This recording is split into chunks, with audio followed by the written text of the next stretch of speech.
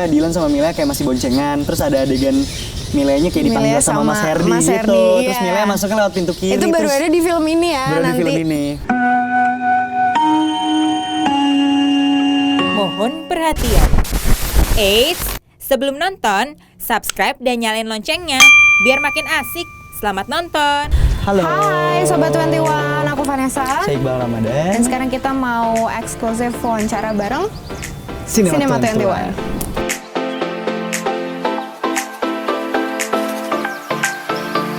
Kalau di karakter development Dylan di film yang ketiga ini, di film yang terakhir ini, dia jauh lebih realistis sih. Karena di film yang pertama sama yang kedua, Dylan di portraynya itu digambarkannya sebagai karakter yang almost perfect gitu ngeliatnya. Kayak sebagai karakter harusnya ditulis ada flow-nya ya.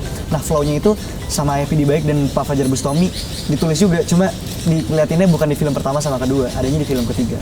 Karena di film pertama sama kedua, Dylan itu kayak setting up the standard gitu loh. Dia pintar tapi bad boy, anak motor, sayang sama pacarnya, dan lain-lain gitu. Di karakter development yang ketiga ini baru ada sosok-sosok Dylan bukan kekurangan sih sebenarnya, apa ya, sosok manusiawinya Dylan di mana dia sedih, dia galau, dia nangis, dia berpikir untuk menyendiri dan lain-lain, dia mengasingkan dirinya sendiri, itu baru ada di film ketiga ini. Jadi karakternya jauh lebih hidup sih kalau menurut saya. Kalau karakter Milea di film ketiga ini karena mungkin porsinya nggak lebih banyak, maksudnya nggak sebanyak di film pertama dan kedua karena kan ini dari point of view Dylan kan. Jadi mungkin ini lebih dikasih lihat gimana cara pandang cowok melihat seorang Milea sih. Bacain Al-Fatihah deh. Doa ibu nggak sembarangan. Besok aku mau deketin cewek. Doain. Pakai doa ibu segala kayak tulisan di truk.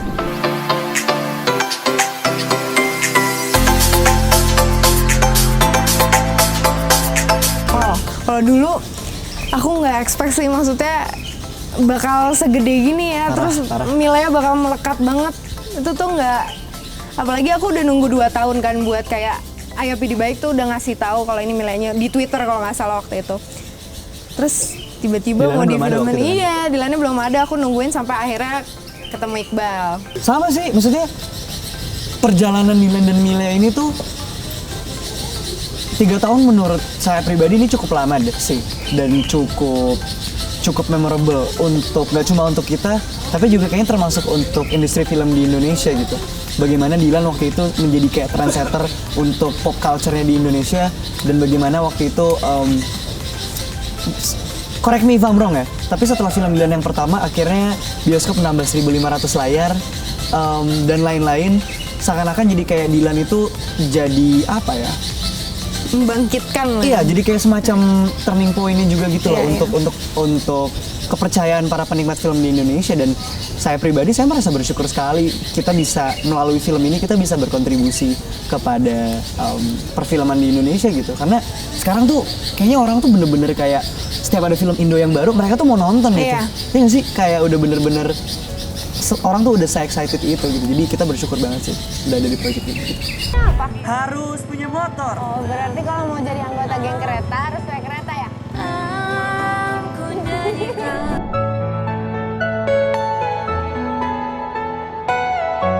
Oh, kalau saya waktu syuting yang Dylan 90 itu ada adegan di mana, bukan adegan, sebenarnya ada adegannya cuma naik motor. Tapi pas Dylan 90 tuh karena masih mencari karakter Dylan, jadi kayak ini motornya harus gue yang nyalain gitu. Sampai akhirnya nyalain motor, tapi karena motor tua jadi selahannya balik, jadi akhirnya sampai memar lah. Jadi di syuting 90 tuh ada beberapa adegan lagi jalan, sebenarnya itu memar dan keseleo, cuma harus tetap kelihatan kayak Dylan kan Pak. Kalau mah sakit banget. Nah kalau aku ada waktu itu kejadian juga, ini related sama motornya Dylan juga. Jadi lagi scene aku dibonceng Dylan. Kalau nggak salah aku lagi marah gitu ya, Mileanya lagi ngambek gitu. Ini 91 nggak sih? 91. Terus kayak udah dianya ngegas gitu kan, Mileanya nih di ceritanya nggak mau pegangan. Terus aku kayak jatuh gitu, mau jatuh gitu. Belum jatuh, kita kan safety first. Iya. Gitu. Jadi daripada Mileanya ketinggalan nih kan lebih nggak lucu lagi, mendingan jomplang dikit, natural gitu. Kita harus berterima kasih pada para pahlawan. Tapi coba bayangin kalau sampai hari ini kita masih dijajah. Aku gak akan ketemu sama kamu, Dek, karena sibuk gerilya di hutan.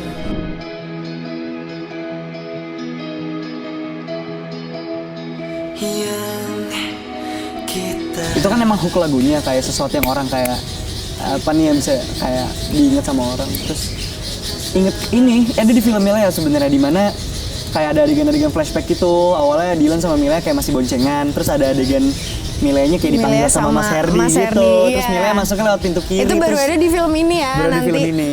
Jadi kayak oh iya dulu di atas motor, sekarang duduknya di kiri gitu. Jadi lebih apa ya? Emang waktu itu pas nulis itu emang kayak pengen kontras gitu sih, kayak dulu ngapain sekarang ngapain gitu. Sun dulu. Di sini.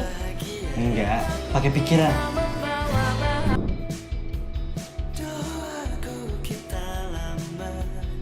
Harapan saya di film yang ketiga ini semoga kepercayaan dan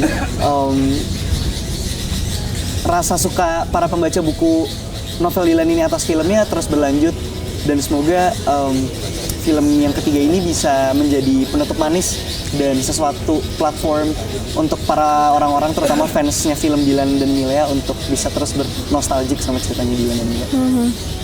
Kalau dari aku apa ya, semoga di film ketiga ini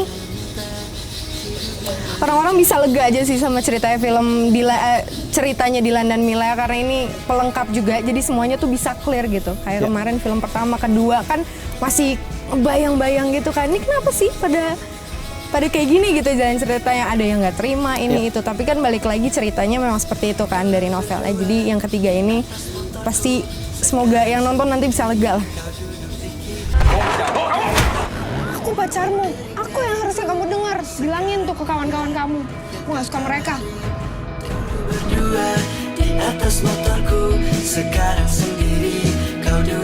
Jujur. Kunci. Soalnya di sini Dylan tuh kayak dikasih platform untuk ngasih tahu apa yang dia rasain gitu, supaya orang-orang juga tahu kalau Dylan tuh juga manusia pada umumnya, sedih juga gitu. Aku kunci. Karena kayak kunci dari semuanya gitu sih. Bisa Bisa kan? bisa. Bisa nggak sih? Kalau kamu ikutan nyerang, tahu apa yang akan terjadi? Apa? Aku akan menghilang dari bumi.